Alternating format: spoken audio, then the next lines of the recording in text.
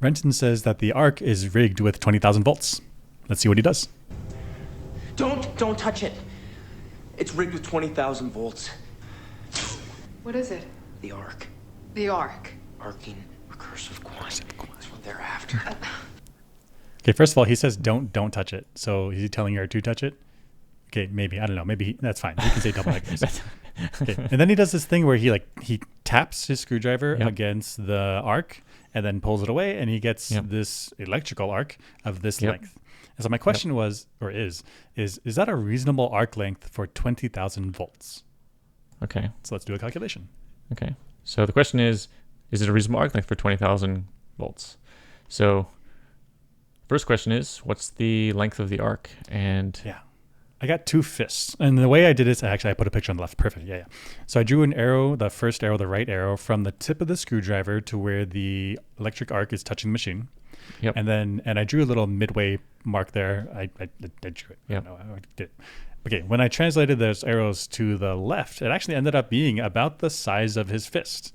And so given where it is on his fist, that's like the thumb side of the wrist to the pinky knuckle. And so to be clear, not from the pinky side to the index side, because that's a longer length. Okay, and then I got a measuring tape, and I measured from the wrist thumb side to the pinky. Yep. And for me, I got about 10 centimeters. So this first segment is 10 centimeters, and then two of them is about 20 centimeters. 20 centimeters. Okay. So if we come back here, then the 2 times fist's estimate length of the arc is about 20 centimeters. That makes sense to me. Yep. So that would mean the next thing we have to know is the breakdown voltage of air. That's right, because the air is no longer functioning as a resistor.